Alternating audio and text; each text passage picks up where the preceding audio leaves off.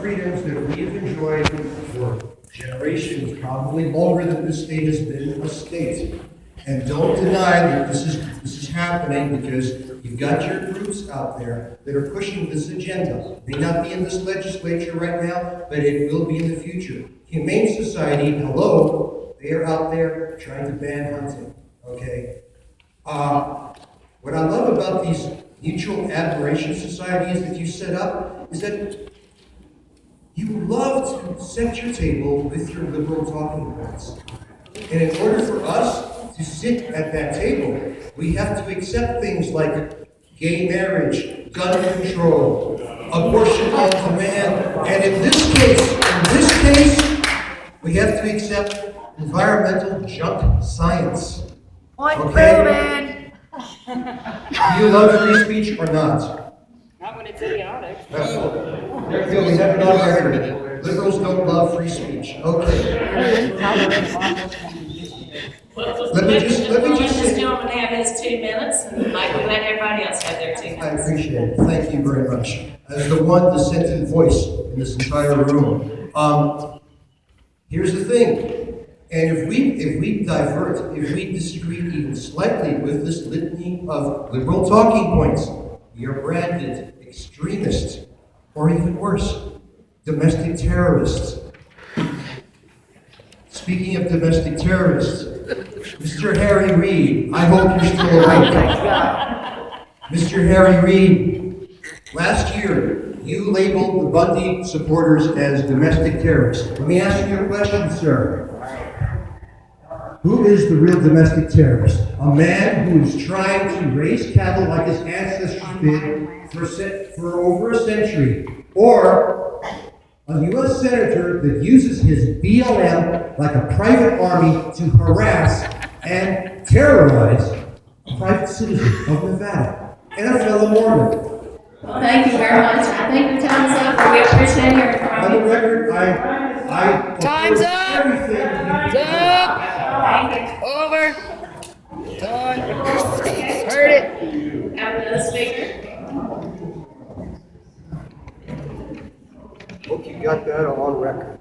It's been on record on the internet as a joke. Congresswoman Titus, thank you very much for standing up there and waiting patiently so that I could also have a say. And you'll all be happy that I'm the last one. I want to bring us back to the real issue here of what we're trying to do in order to help our further generations. I know I would love to have my grandchildren be able to have these lands the way that they are, and there are still areas where the other gentleman can take care of his needs as well as what we can do. I don't think we're trying to prevent that totally. I want everybody to know that about John Muir, who started the Sierra Club in 1892, and right after the Civil War, he traveled. He actually walked all the way from Wisconsin to Florida and then out west, and he landed in Yosemite. He spent many years in Yosemite before he actually went on a campaign to conserve areas like Yosemite. He met with President Roosevelt, who was instrumental in starting this movement well over 100 years ago, and keeping certain areas pristine. That's part of our stewardship and for future generations. And President Roosevelt did a lot of things from his bully pulpit. One of the best things that he did was to create Yosemite and lay the groundwork for us to have the national parks that we have now and the areas that are preserved.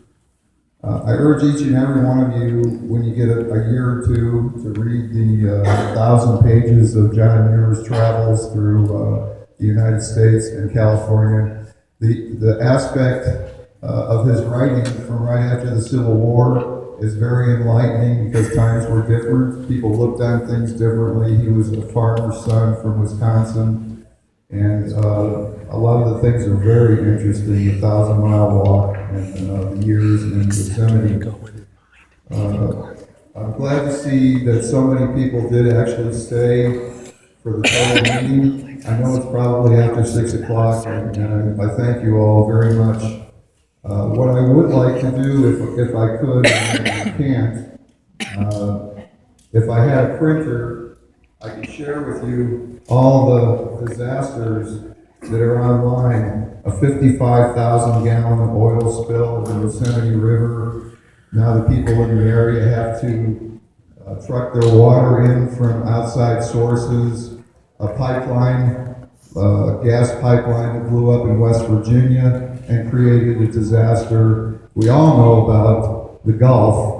When I went down to Florida for I don't think we can go all the way, we can't walk like Mr. Muir all the way to the Gulf. But we can put that effort, make that information available to people. So thank you very much.